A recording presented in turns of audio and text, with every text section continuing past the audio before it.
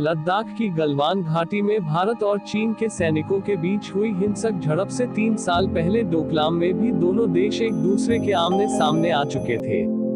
भारत चीन सीमा विवाद का दायरा लद्दाख, डोकलाम, नाथुला से होते हुए अरुणाचल प्रदेश की तवांग घाटी तक जाता है। अरुणाचल प्रदेश के तवांग इलाके पर चीन की निगाहें हमेशा से रही हैं। वो तवांग को तिब्बत का हिस्सा मानता है और कहता है कि तवांग और तिब्बत में काफी ज्यादा सांस्कृतिक समानता है। तवांग बौद्धों का प्रमुख धर्मस्थल भी है। तिब्बत का इतिहास।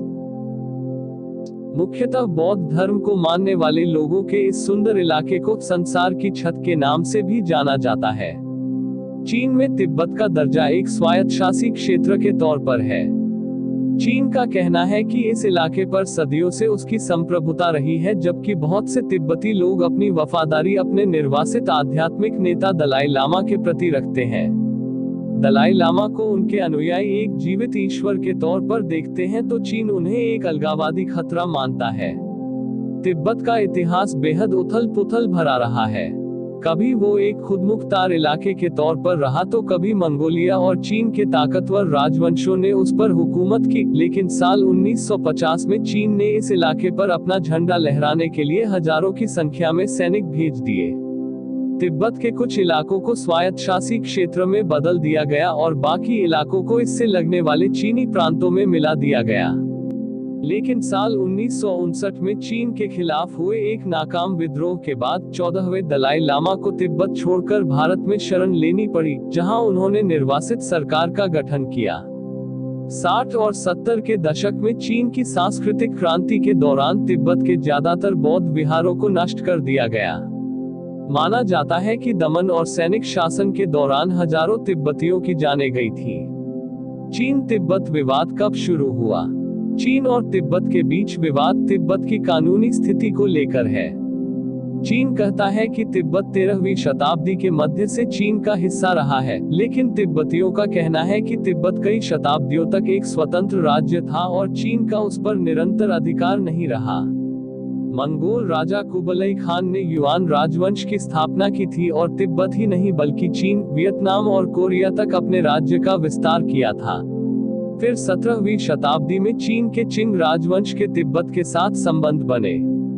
260 साल के रिश्तों के बाद चिंग सेना ने तिब्बत पर अधिकार कर लिया, लेकिन 3 साल के भीतर ही उसे तिब्बतियों ने खदेड़ दिया और 1912 में 13वें दलाई लामा ने तिब्बत की स्वतंत्रता की घोषणा की। फिर 1951 में चीनी सेना ने एक बार फिर तिब्बत पर नियंत्रण कर लिया और तिब्बत के एक शिष्टमंडल से एक संधि पर हस्ताक्षर करा लिए, जिसके अधीन तिब्बत की प्रभुसत्ता चीन को सौंप दी गई। दलाई लामा भारत भाग आए और तभी से वे तिब्बत की स्वायत्तता के लिए संघर्ष कर रहे हैं। लासा एक प्रतिबंधित शहर। जब 1949 में चीन ने तिब्बत पर कब्जा किया तो उसे बाहरी दुनिया से बिल्कुल काट दिया। तिब्बत में चीनी सेना तैनात कर दी गई, राजनीतिक शासन में दखल किया गया, जिसकी वजह से तिब्बत के नेता दलाई लामा को भागकर भारत में शरण लेनी पड़ी। फिर तिब्बत का चीनीकरण शुरू हुआ और तिब्बत की भाषा, संस्कृति, धर्म और परंपरा सबको निशाना बनाया गया। किसी बाहरी व्यक्ति को तिब्बत और उसकी राजधानी लासा जाने की अनुमति नहीं थी, इसीलिए उसे प्रतिबंधित शहर कहा जाता है। विदेशी लोगों के तिब्बत आने पर यह पाबंदी 1963 में लगाई गई थी। हालांकि 1971 में तिब्बत के दरवाजे विदेशी लोगों के लिए खोल दिए गए थे। दलाई लामा की भूमिका। चीन और दलाई लामा का इतिहास ही चीन और तिब्बत का इतिहास है। सन 1409 में जे सिखाम्पा ने जेलिक स्कूल की स्थापना की थी। इस स्कूल के माध्यम से बौद्ध धर्म का प्रचार किया जाता था। यह जगह भारत और चीन के बीच थी, जिसे तिब्बत नाम से जाना जाता है। इसी स्कूल के सबसे चर्चित छात्र थे गेंदुन द्रुक। गेंदुन आगे चलकर पहले दलाई लामा बने। बौद्ध धर्म के अनुयायी दलाई लामा को एक रूपक की तरह देखते हैं। इन्हें करुणा के प्रतीक के रूप में देखा जाता है। दूसरी तरफ इनके समर्थक अपने नेता के रूप में भी देखते हैं। दलाई लामा को मुख्य रूप से शिक्षक के तौर पर देखा जाता है। लामा का मतलब गुरु होता है। लामा अपने लोगों को सही रास्ते पर चलने की प्रेरणा देते हैं। तिब्बती बौद्ध धर्म के नेता दुनिया भर के सभी बौद्धों का मार्गदर्शन करते हैं। 1630 के दशक में तिब्बत के एकीकरण के वक्त से ही बौद्धों और तिब्बती नेतृत्व के बीच लड़ाई है। मांचू, मंगोल और ओइरात के गुटों में यहाँ सत्ता के लिए लड़ाई होती रही है। अंततः 5वें दलाई लामा तिब्बत को एक करने में कामयाब रहे थे। इसके साथ ही तिब्बत सांस्कृतिक रूप से संपन्न बनकर उभरा था। तिब्बत के एकीकरण के साथ ही यहाँ बौद्ध धर्म में संपन्नता आई। जेलक बौद्धों ने 14वें दलाई लामा को भी मान्यता दी। दलाई लामा के चुनावी प्रक्रिया को लेकर ही विवाद रहा है।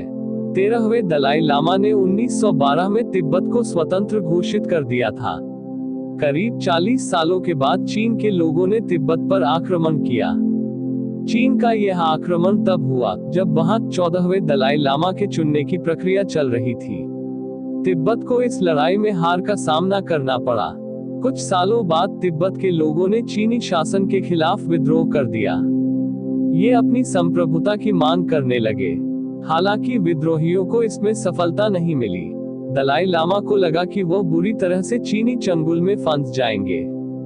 इसी दौरान उन्होंने भारत का रुख किया। दलाई लामा के साथ भारी संख्या में तिब्बती भी भारत आए थे। यह साल 1959 का था। चीन को भारत में दलाई लामा को शरण मिलना अच्छा नहीं लगा। तब चीन में मात से तुंग का शासन था। दलाई लामा और चीन के कम्युनिस्ट शासन के बीच तनाव बढ़ता गया। दलाई लामा को दुनिया भर से सहानुभूति मिली, लेकिन अब तक वह निर्वासन की ही जिंदगी जी रहे हैं। क्या तिब्बत चीन का हिस्सा है? चीन तिब्बत संबंधों से जुड़े कई सवाल हैं जो लोगों के मन में अक्सर आते हैं। जैसे कि क्या तिब्बत चीन का हिस्सा है? चीन के नियंत्रण में आने से पहले तिब्बत कैसा था और इसके बाद क्या बदल गया?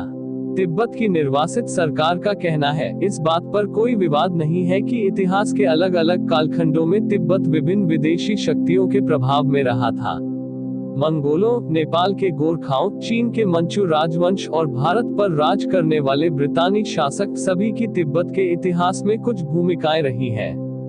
लेकिन इतिहास के दूसरे कालखंडों में वो तिब्बत था जिसने अपने पड़ोसियों पर ताकत और प्रभाव का इस्तेमाल किया, और इन पड़ोसियों में चीन भी शामिल था। दुनिया में आज कोई ऐसा देश खोजना मुश्किल है जिस पर इतिहास के किसी दौर में किसी विदेशी ताकत का प्रभाव या आधिपत्य न रहा हो। तिब्बत के मामले में विदेशी प्रभाव या दखलंदाजी तुलनात्मक रूप से बहुत ही सीमित समय के लिए रही थी। लेकिन चीन का कहना है 700 साल से भी ज्यादा समय से तिब्बत पर चीन की संप्रभुता रही है और तिब्बत कभी भी एक स्वतंत्र देश नहीं रहा है। दुनिया के किसी भी देश ने कभी भी तिब्बत को एक स्वतंत्र देश के रूप में मान्यता नहीं दी है। जब भारत ने तिब्बत को चीन का हिस्सा माना, साल 2003 के जून महीने में भारत ने ये आधिकारिक रूप से मान लिया था कि तिब्बत चीन का हिस्सा है। चीन के राष्ट्रपति जियांग जेमिन के साथ तत्कालीन प्रधानमंत्री अटल बिहारी वाजपेयी की मुलाकात के बाद भारत ने पहली बार तिब्बत को चीन का अंग मान लिया था। हालांकि तब ये कहा गया था कि ये मान्यता परोक्ष ही है, लेकिन दोनों देशों के बीच रिश्तों में इसे एक महत्वपूर्ण कदम के तौर पर देखा गया था। वाजपेयी जियांग जेमिन की वार्ता के बाद चीन ने भी भारत के साथ सिक्किम के रास्ते व्यापार करने की शर्त मान ली थी। तब इस कदम को यूं देखा गया कि चीन ने भी सिक्किम को भारत के हिस्से के रूप में स्वीकार कर लिया है। भारतीय अधिकारियों ने उस वक्त ये कहा था कि भारत ने पूरे तिब्बत को मान्यता नहीं दी है जो कि चीन का एक बड़ा हिस्सा है, बल्कि भारत ने उस हिस्से को ही मान्यता दी है जिसे स्वायत्त तिब्बत क्षेत्र माना जाता है।